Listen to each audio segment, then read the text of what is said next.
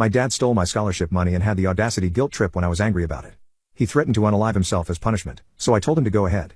For context, I am currently a college freshman. I am on a full ride to my university. Every semester, I get a check sent to my house to pay off my housing costs, which is about $9,000. My unemployed father got evicted from my old address because he wasn't paying rent, so my family started living in a hotel. I was questioning how they were paying for the hotel, considering it was $150 a night. Turns out, my father used my college check to cash out and pay for the hotel for 2 months.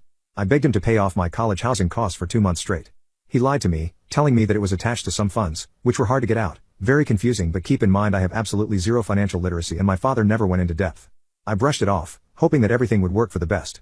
My college housing gave my father a deadline to pay off housing costs, November 1st. I was stressed for 2 months, unable to eat well, sleep, socialize, etc. If my dad doesn't pay it off, I may or may not have to drop out.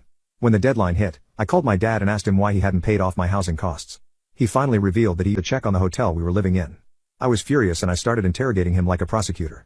He blamed the family for being responsible for using my college money, not himself, and also blamed me. He lent me allowance money for 2 months, telling me that it was from my relatives when it was actually from my $9,000 housing check. I asked him why he would do this and he said that he didn't want to stress me out. I cried telling him I worked way too hard in high school for me to drop out. I said that he owed me an apology 3 times over the phone, but he refused because he thought he had done nothing wrong since he was providing for the family. I asked him again and he said sorry in a mocking voice. I told him that he was full of crap and he started saying that he wants to put a weapon to his head and unalive himself and it will all be on me. This is not the first time he has done that. I told him to do it and I hung up. My mom called me and I informed her about the situation. She told me to apologize to my dad and I told her, as psychotic as I may sound, I have no remorse, especially after what he did. My mom threatened to disown me but I somehow mended things with them for 3 weeks. It is currently Thanksgiving break and my father still didn't pay off my check and he said that he would get money Saturday to pay it off. My mom told me again to apologize to him after he paid my housing costs, and I said I would avoid conflict. But I think I'm way too stubborn to apologize, especially because I genuinely think I have nothing to be sorry for. My dad never fully apologized and made a joke out of me to the family. My crush posted fake texts that made me look like a predator and it destroyed my life. I have become a depressed and mentally abused individual who was abandoned by all his friends and family, and it is all due to social media. In the summer of 2017, I was a normal 15-year-old kid who was tempted by the allure of Instagram. Everyone at my school was using it, including the girl that I had a crush on. My mom was old school however, and I wasn't allowed a phone before 2017. And even when I was, it was the lowest model of a smartphone that you had ever seen. My dad had passed away when I was just a baby, and she was raising me as a single mother who didn't have a lot of money. But I didn't care about that. All I saw was that I finally had a phone that could install Instagram. And so I did exactly that. I found a place in my house where my mom couldn't look over my shoulder, and made an Instagram account. I sent follow requests to all my friends and they followed me back. We used to hang out at school daily, so they were all really happy for me and congratulated me on finally getting established on social media. I made some posts, most of which were very cringe, but at the time it felt like I was the happiest kid on earth. A couple days in, I actually got a follow request from my crush. I had been desperately trying to search for her account, so this was truly a blessing. I immediately accepted it and followed back. But I was too scared to text her first because I didn't want to be labeled as a creep. Surprisingly, not only did she follow me, she also was the one who texted me first, asking how I was doing. I obviously replied in a very enthusiastic way, and we started talking. It turns out that we had a lot in common, especially our taste in music. So a few days go by and we are talking for around 2 hours daily. My mom sometimes yelled at me to get off my phone, but I wish I had listened. I hid from them the fact that I was on Instagram, and was talking to a girl. And then, a life-altering event happened that changed how I viewed the world as a whole. Summer break was getting closer and closer, and I wouldn't be able to see my crush at school anymore. So I was considering confessing to her via text and just shooting my shot. While I backed out from that decision, our conversation one day kept on going in that direction. We were talking about relationships and love when she asked me if I had a crush. Instead of answering, I asked her if she had one and she said yes. For some reason, I got really excited and just blurted out that yes, I have a crush, and that crush is you. It was all downhill from there. She didn't reply to a single text after that. I thought I had completely fumbled it, but it wasn't the end of the world, right? Well, apparently it was for her. The next day she posted some texts from my account to hers that I had never seen before. They were disgusting, vile messages that were threatening to do things to her that I had never even known existed. I knew that I had never sent those texts, and asked her why she posted a fake screenshot, but she didn't reply. Everyone who saw her story immediately believed that it was real and turned on me like I was a villain. I got texts from all my friends calling me a creep and a degenerate. I kept trying to deny the accusations, but it was of no use. There were still 2 more days left before summer break started, and they were going to be hell for me. I was avoided like a plague in my classroom, and no one wanted to even look at me, including my ex-crush. I shouted at everyone like a madman, saying it wasn't me. I never sent those texts. By that point, any feelings I had for her were long gone and I was just desperate to prove my innocence. Well, apparently, one of the girl's parents had seen what she posted and had contacted the school to report me for harassment. You would think that the school would conduct an investigation to find out the truth, but no. They Immediately believed that what the girl was saying was true and she was the victim, while I was the culprit. My mom was called into the principal's office to inform them that I was being suspended, and would start class 1 week later than everyone after our summer break. To say that my mom was angry would be an understatement. As soon as we got home, she began yelling at me as if I had actually roped that girl. "You are effing disappointment. I went through so much to raise you all on my own, and made sure to instill good values in you. But you proved that I am a bad mother. Now everyone will think that I am a weak woman who couldn't raise her son to be a proper gentleman. I never want to talk to you again." Once again, I screamed that it wasn't me who sent those texts, but my screams fell on deaf ears. True to her words, she didn't say a single word to me for the next month. A 15-year-old kid who had lost all his friends and was being ignored by his only family was bound to go into depression. At first, I was no different than a cringy teenager who faked depression for attention. I would avoid eating and stay in my room, refusing to come out. But instead of attention, my mother just kept on ignoring me. If I didn't come down to eat, then I could starve in my room for all she cared. Nevertheless, I would only come out for food and otherwise stay inside. The only TV in our house was in my mom's room, so I obviously couldn't watch that. Even though she never said a word, I could tell from her eyes when she was angry and when she wasn't. I would hear her getting berated and insulted by neighbors because they got wind of what I had allegedly done. Every single time that happened, she would come home and glare at me like I was the devil, but still never said anything. So I tried to find solace in social media, also known as Instagram. But that was the source of my pain in the first place. I would keep scrolling through memes until I fell asleep. I would also sometimes get messages from people who used to be my friends, saying that they forgive me. And then they would post my replies on their story with laughing emojis. I deleted that app but soon reinstalled it because I had nothing else to do. A lot of my school friends lived near me, so I couldn't go outside out of fear. That's how my summer break went. What happened when I went back to school? No one had forgotten my actions, and everyone was still treating me like crap. Even teachers would ignore me if I tried to ask a question. I tried to get my crush to retract her statement, but she was always surrounded by boys who would beat me up if I approached her. Eventually I just kept making excuses to not go to school. It wasn't hard at all, since my mom was still not talking to me. She would iron my clothes and prepare breakfast in case I wanted to go to school, but won't wake me up or tell me to go if I didn't go on my own. She didn't care one bit about me anymore. My grades inevitably dropped as a result of all this. The one teacher that still cared about me recommended that I go to the school counselor to sort my mental health. And what did that counselor do? Told me to sit on a chair in the corner and kept texting someone on her phone. My entire life was falling apart just because of a false intimate harassment claim. And the worst part was yet to come. My disabled best friend asked to do something disturbing for her and I'm torn. I've never dealt with such a dark, heartbreaking situation before, and even though I have experienced a lot of pain in this life, this type of hurt is brand new to me. I feel I've been given an impossible choice, and I still have no idea what I'm going to do. I'm 23 years old. When I was 22 I was in an awful car accident that caused me to lose both of my legs at the knee. When I woke up in the hospital, I was in denial for months. It was like my brain just could not fathom what had happened to me. I would look down at my body, and it felt like someone else's. Denial in that type of situation feels insane. I would literally touch my stumps and wonder how long it would take until my legs grew back. After I left the hospital, I was sent to a physical rehab center, and I spent almost 6 months there. I was not ready to go back home, and I felt like my normal life was basically over at that point. At the center, I would watch TV all day and do schoolwork. The rest of the day I was receiving treatment. My life was depressing and monotonous until Christine arrived at the center one day. I remember giggling a little when I first saw her since she basically had opposite injuries to me.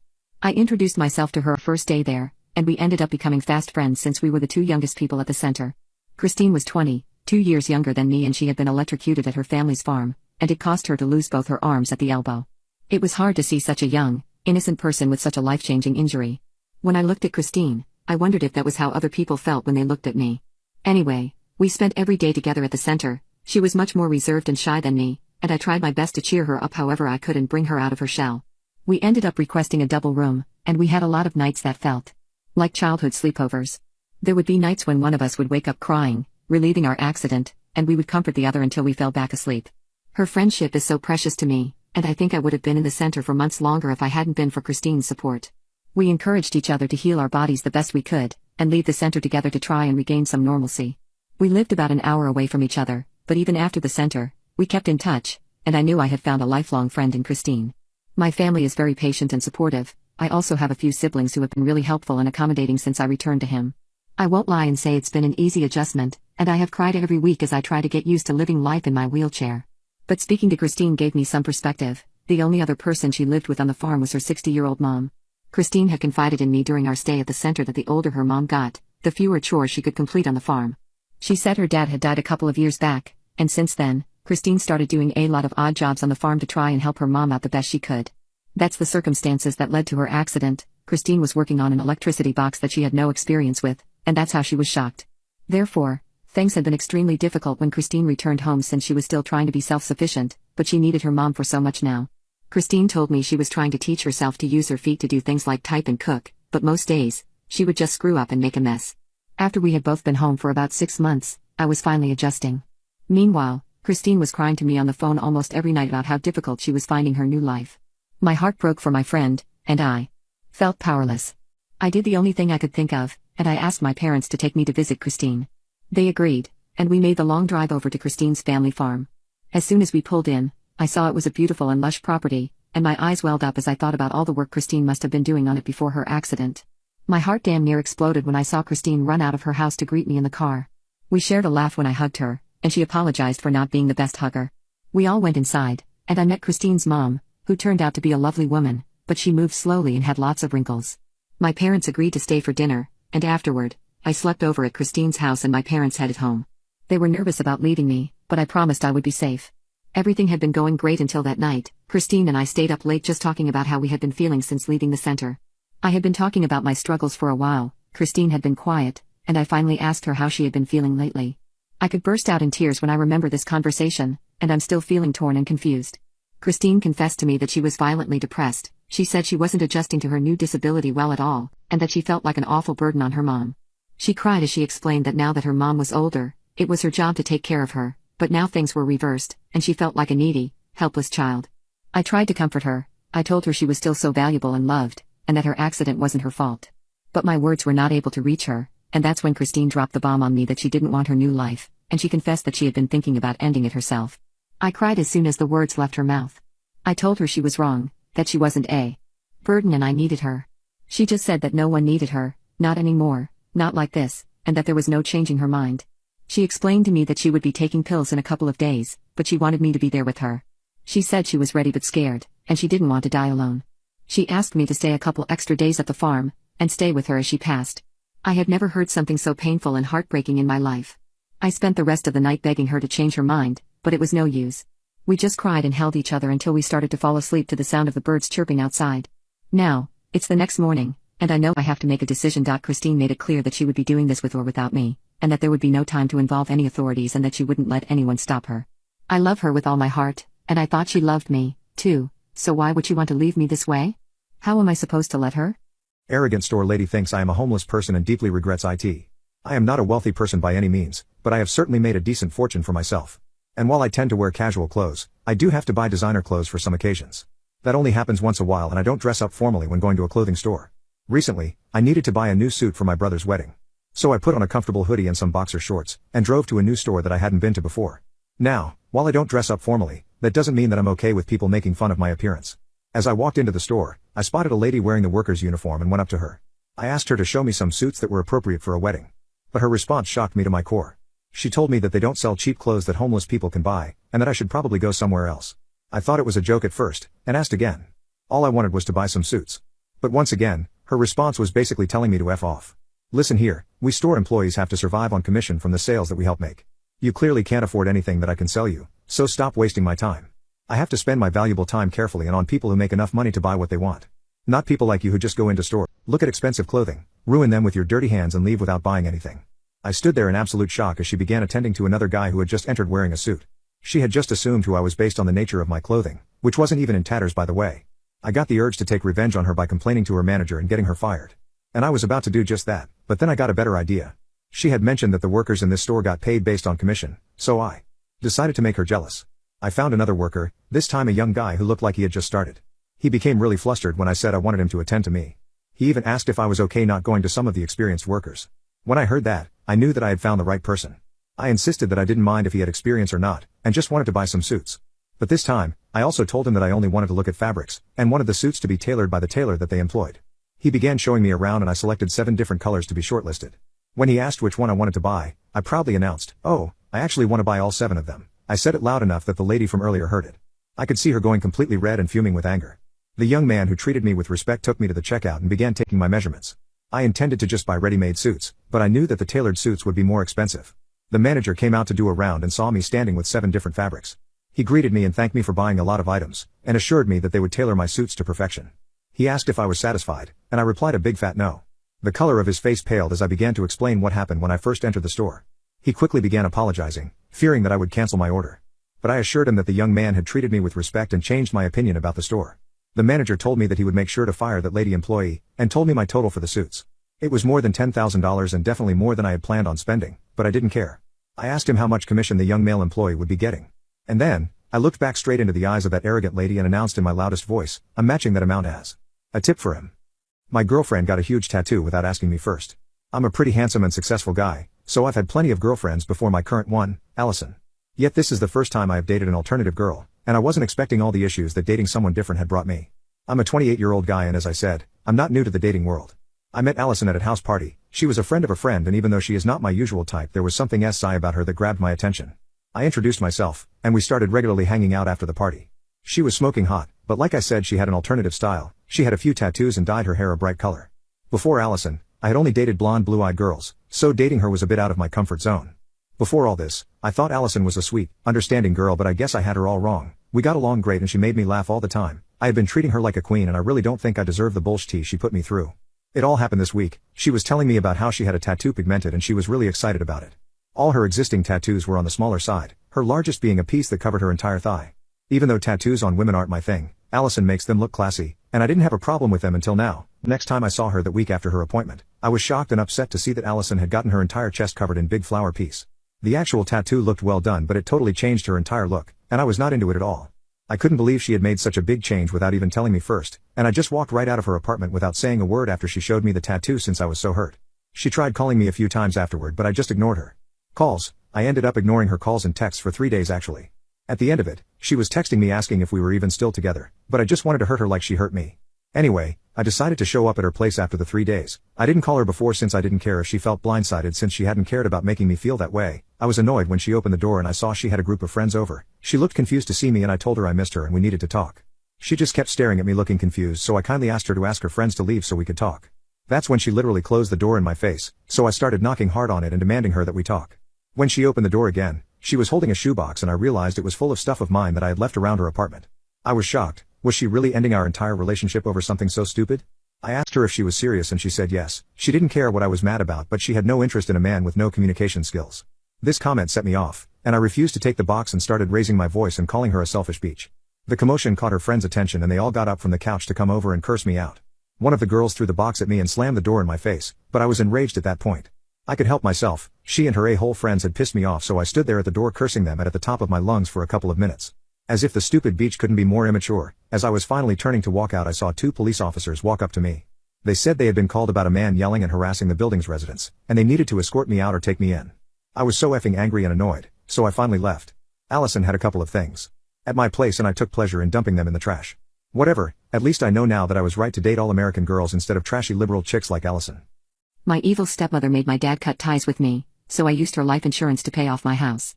I was just 12 years old when my dad cheated on my mom and married the woman he cheated with. It was the hardest time of my life. My mom didn't have a job or a house, so she didn't qualify to have custody of me. I had to live with the woman who destroyed my parents' marriage. And on top of that, she absolutely hated me. She had no tact and told my dad literally in front of me that he needs to get rid of me. She wanted to live alone in a house with just him, and I was just a nuisance. My dad refused, but sometimes I wish that he had listened to her demands, because she made my life a living hell. As soon as my dad would leave for work, she would begin tormenting me. I was made to do all the chores in the house, which included cleaning the dirty dishes and scrubbing the floor of her bedroom. And this was when I was just a small kid. When my dad would return, he would praise her for keeping the house clean and she would shamelessly take all the credit. Whenever I had a school event like a baseball game, she would make sure my dad was busy on a date with her and couldn't attend.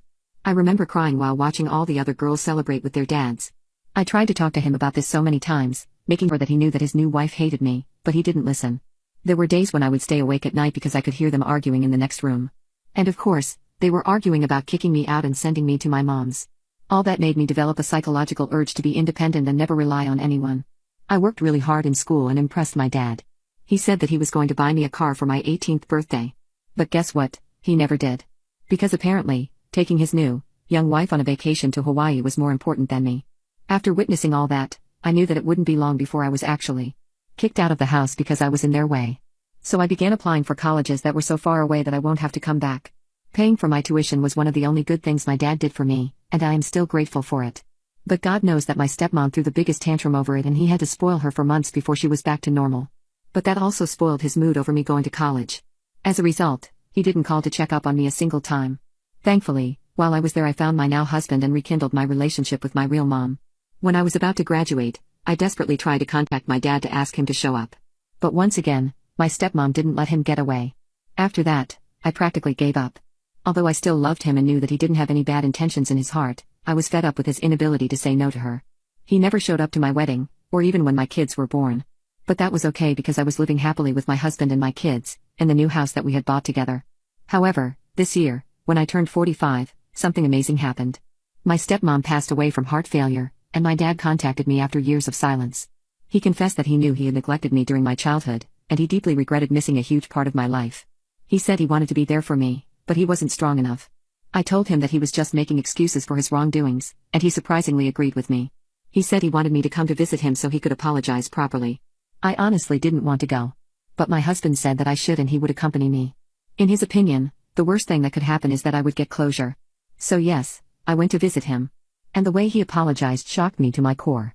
He wanted to redeem himself and leave his fortune to my kids, as well as pay off the house my family was living in.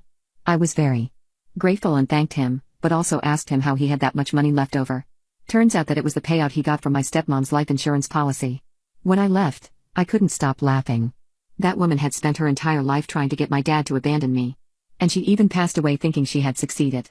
But actually, her diat was actually going to help me way more than she had tormented me. So, in case you're reading this from the afterlife, you should know that you failed. My dad and I are going to fix our relationship, and I am going to be happier than you ever were. My perfect sister lied to my young daughter about how I got pregnant at 15. Then my daughter called me a dirty whore and made me cry for the first time in my life. When I was 15 I was roped by someone who I believed was my friend. I got pregnant and carried my baby full term because I didn't want to abort her. Raising a child was really difficult, but my entire family was able to help and support me during this traumatic event. They were honestly the best family I could ever ask for. My parents put me in therapy and I have pretty much learned to live with it.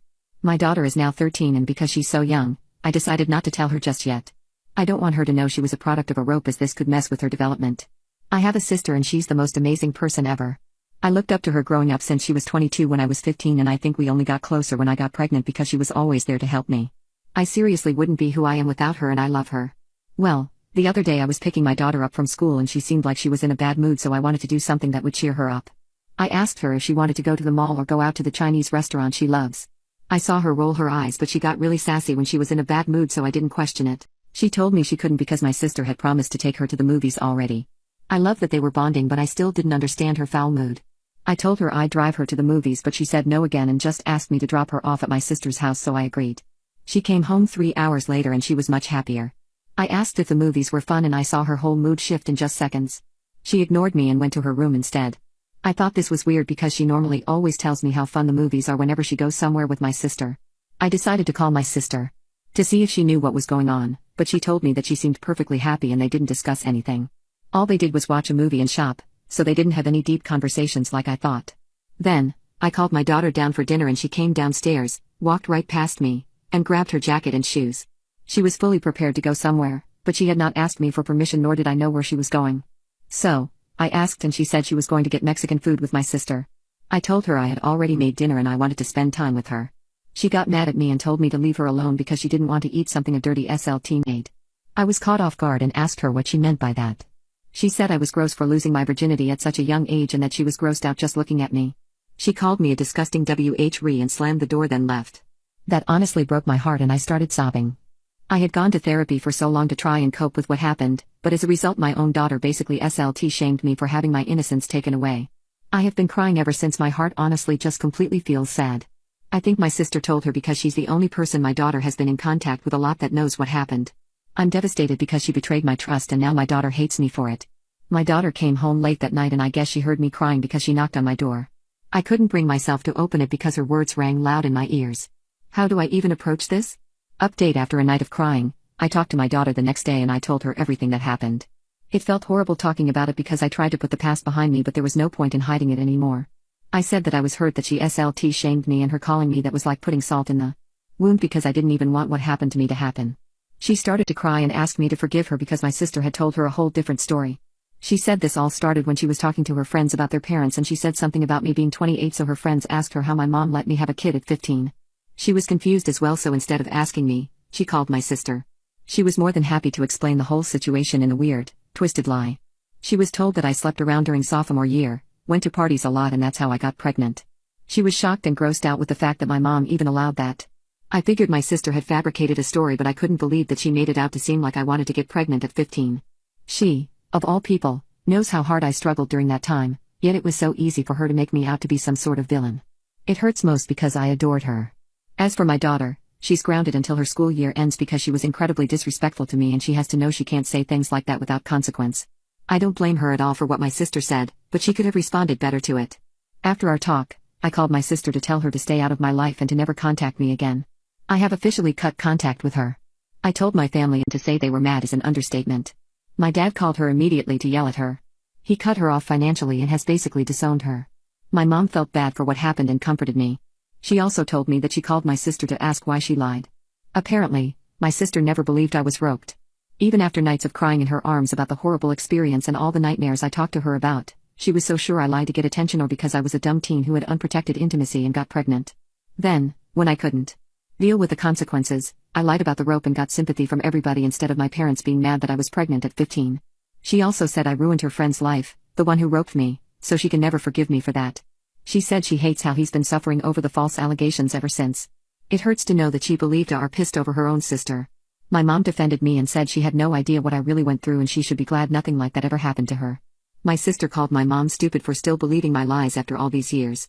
The truth came to a head when my sister blurted out that she hated me. She hated that I made her babysit and put her life on pause. She said she had big dreams that she couldn't achieve because of me. She resented me for getting pregnant and keeping the baby. She holds no ill will towards my daughter though and actually loves her like her own daughter because, in her words, I was the one who actually raised her, not my name.